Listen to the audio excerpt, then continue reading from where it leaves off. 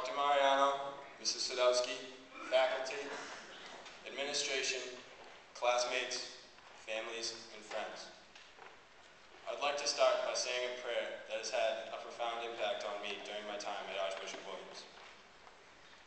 In the name of the Father, and of the Son, and of the Holy Spirit, amen.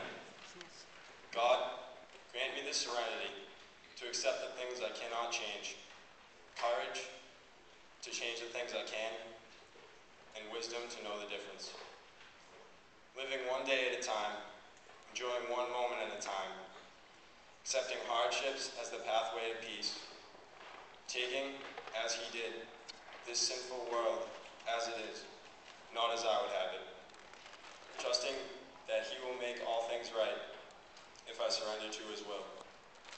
Then I may be reasonably happy in this life and supremely happy with him forever in the next.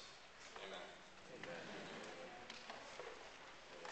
Since theology class my junior year, when I was first introduced to this prayer, it has helped shape my understanding of life. The first 4 lines have a simple but profound message. Seek only to control what can be controlled, and leave all else in God's hands. I have realized through experience that this message, when put into practice, can help one to achieve great success and find peace of mind by utilizing the attributes of courage, patience, and wisdom. In academics, I have often found myself feeling stressed over important assignments. When I saw the amount of work that was necessary to earn high marks, I would panic, anxiously thinking about how daunting the task was and how much time I would have to put into the assignment.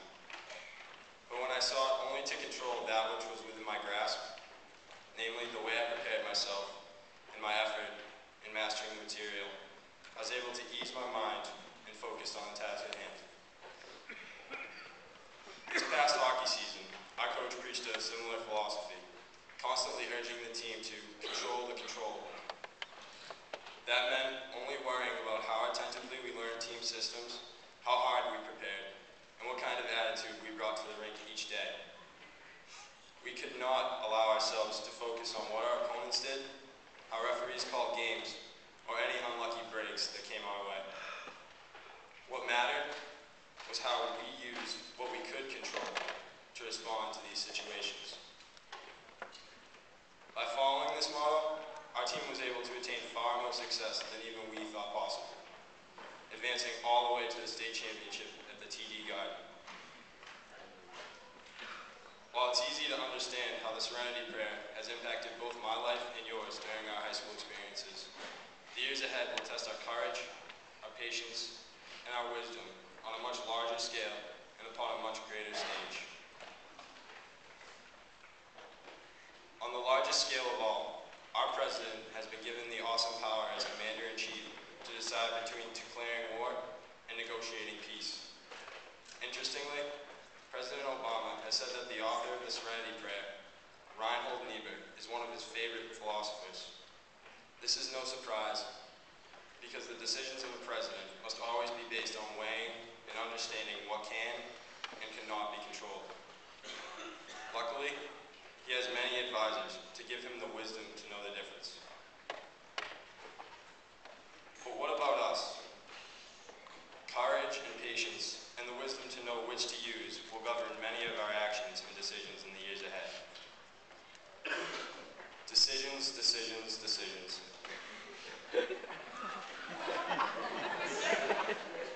Should we transfer from the college that we have selected because it is too far from home, or not far enough? Would we be courageous in making such a change, or simply giving in to impatience? What about our college majors? At some point, many of us are sure to say, why did I ever choose this as a major? At that time, should we follow our instincts and change our major? But what if our feelings are based on fear or other outside influences beyond our control? What if this is the field for us, but is a little more difficult than we expected? It is then that we will have to weigh all our options and have the courage to change, or the patience to accept what brought us to this choice in the first place. We live in a world of intense speed and quick results based on the instant access provided by technology. We want what we want, and we want it now. But we must not let our first instincts be our only ones. My advice to you, and my desire for all of us in the years ahead, is that we consider the alternatives in all the decisions that we face and in all the choices that we ultimately make. In the film Dead Poets Society, the English teacher, Mr. Keating, explains his philosophy, known as carpe diem, in this way. There's a time for daring and a time for caution. A wise man knows what is called for. My wish is that we all have the courage to change the things that we know we can and that we also know we should. My wish is that we have the patience to accept the limitations that we all must face.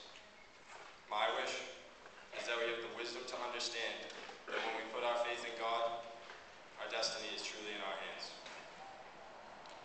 In closing, I would like to thank all those who have supported me, faculty members, administration, coaches, my family, and most of all, my classmates.